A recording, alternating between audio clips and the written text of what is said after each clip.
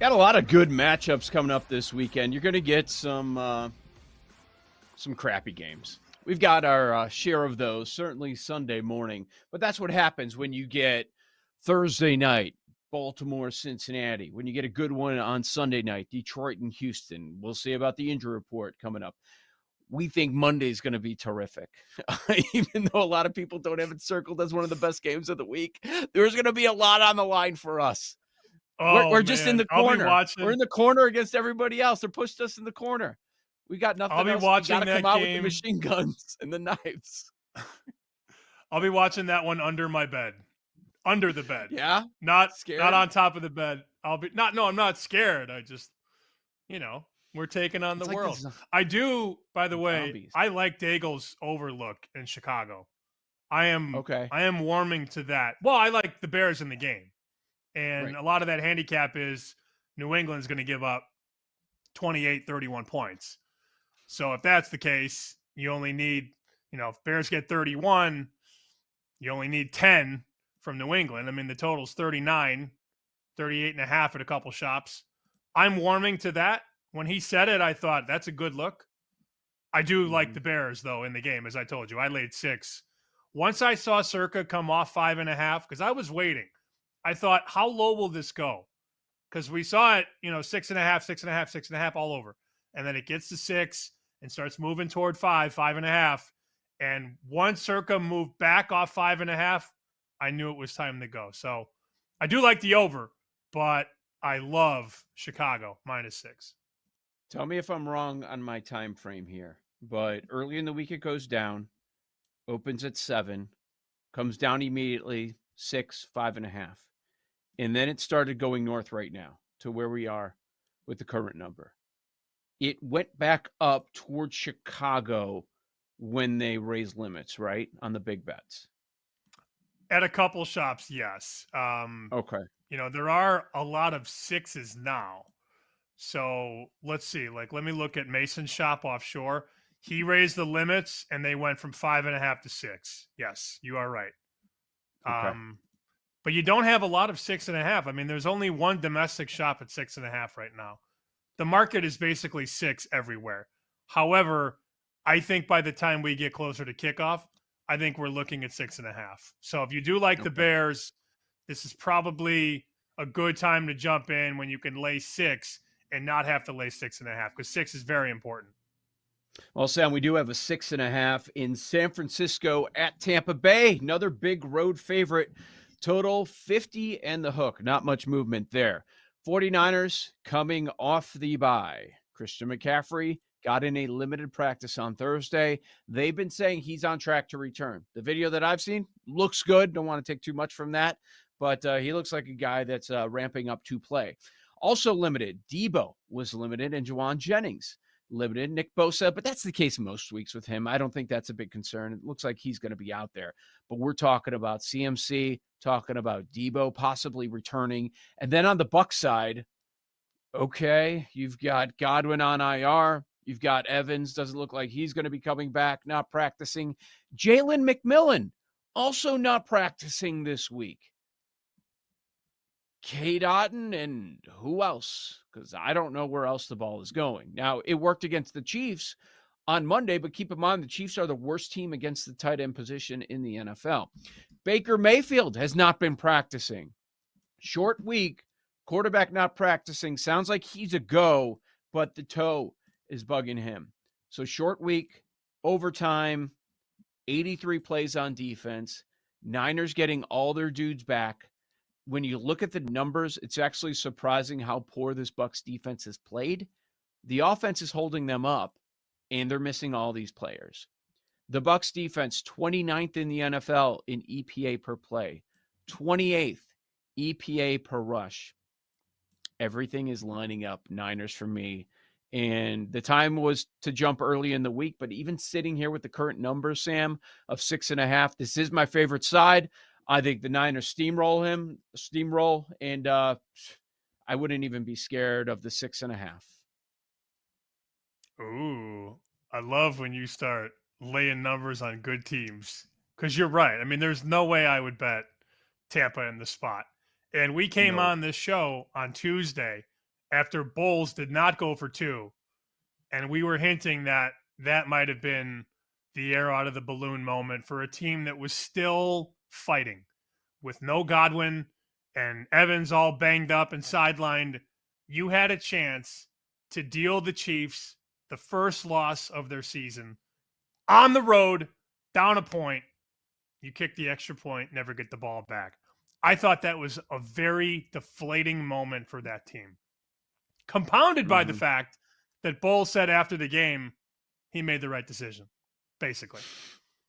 I don't love laying numbers on the road, as you know, but it's a Niners or pass for me. How about a Bears-Niners money line parlay at -115?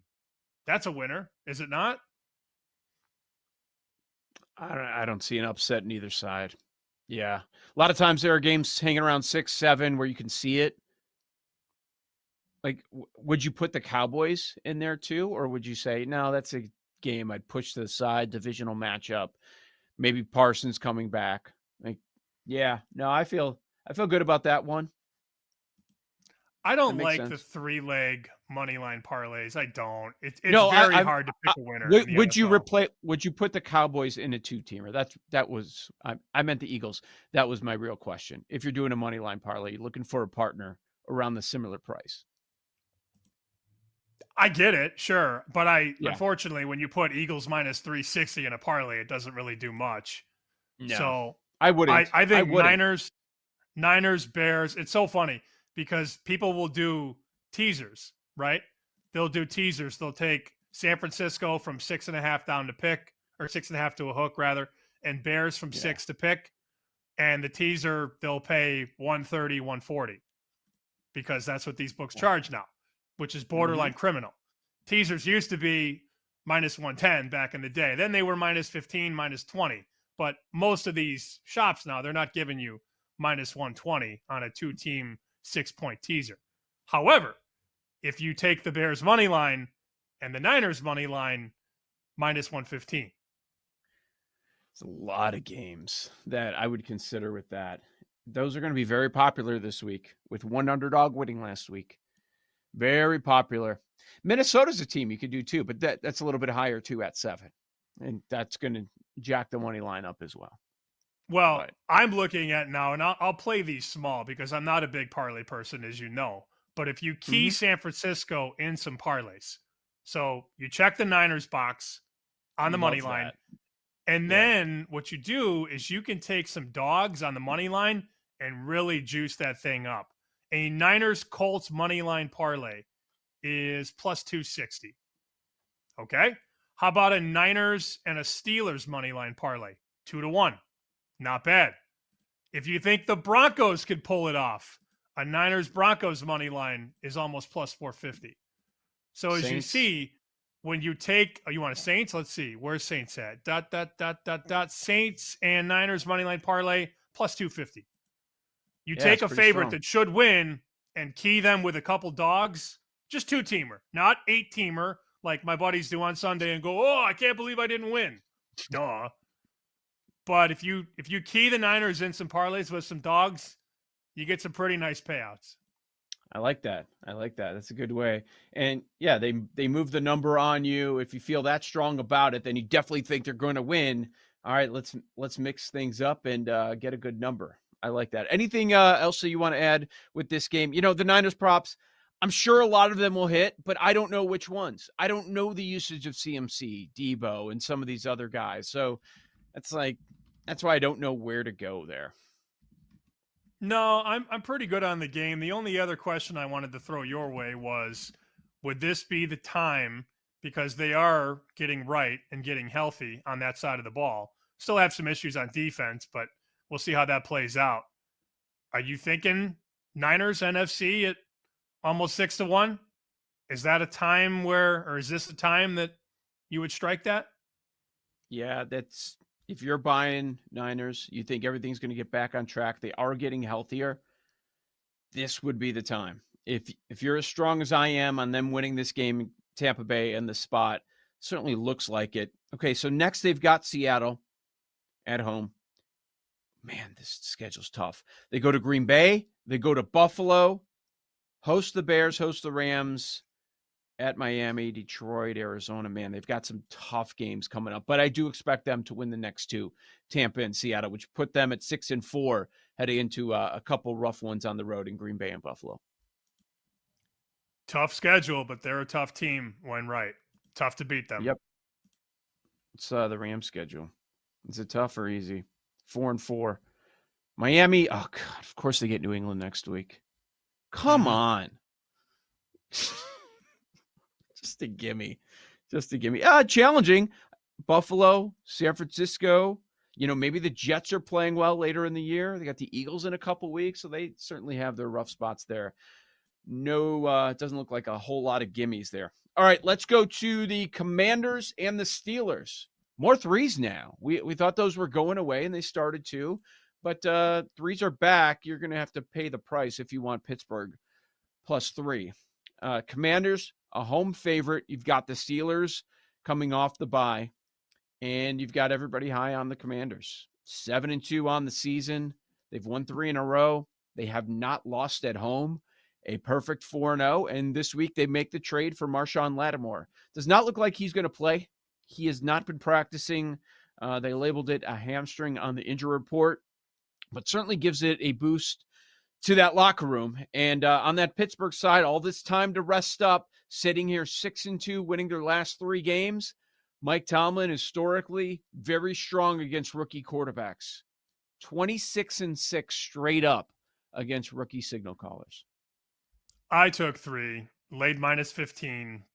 Is what it is. I'm a little scared about going against Jaden Daniels. And I was talking to a guy yesterday who's very sharp, and he said that he doesn't think the books have caught up yet on Washington. He thinks this number should be bigger. Maybe he's right. I'm willing to find out, though, and this is a very strong teaser leg. Most books are at 2.5, so you could tease Pittsburgh to 8.5 through 7 through 8. Really, really good teaser look on Pittsburgh, but I took the 3 with Tomlin as a dog. A little nervous, but you got to be nervous sometimes when you make these bets. It is what it is. I'm looking at their wins. Giants, Bengals, Cardinals, Browns, Panthers, Bears, Giants. So Giants twice in there. How many they beat a playoff good teams? defense? How many good defenses? How many playoff 2? teams? Cincinnati is a dog now. Bears are not the playoffs. They haven't beaten a playoff team, to answer your question. Tampa Bay, they lost to them. That's not a playoff team. Baltimore, they lost them by 1 score. They certainly are. 1-2. 1-2 playoff teams that they've played in the first 9 weeks. You can have a similar conversation with Pittsburgh, though. I mean, they've beaten better teams for sure. Atlanta, Denver, Chargers, but then there's the Raiders and the Giants and the Jets, who are not playoff teams right now. So we could pick and choose who's beaten who and which team has beaten better teams. All of that really doesn't matter. It doesn't matter what you did in week 2 or in week 3. Let's be real about it. I just love this Tomlin defense. But has he been tested? No, I don't think he has. No, I don't think he has. And that's why I took 3. Yep. MGM has 3 -105, so I grabbed a little 3 -15 on the Pittsburgh side. Yeah. Steelers defense, 4th in the NFL, EPA per play. That's strong, but so is that Commanders offense. Every category. They are top 3 in everything. So, they only got better with the addition of Lattimore. It doesn't look like he's going to play this week. Running back Brian Robinson got in a limited practice yesterday. They beat the Giants. Ends up being a 1-score game. Felt a little bit too close, but I've got Tomlin. I've got extra time to prepare for a rookie quarterback. I'm getting 3 with the way that they're playing. Toughest matchup as far as opposing defenses for Daniels. So that's why we're certainly on the same side. Taking the Steelers +3. All right, we get word yesterday, pretty close to around this time, that Trevor Lawrence is not going to play. He is not playing for the Jacksonville Jaguars. So this Vikings number, which was sitting 4.5, 5 early in the week, all the way out to a touchdown. Vikings -7, total 43.5. This one in Jacksonville. Again, Jaguars desperate. Doug Peterson -200 to be the next coach fired.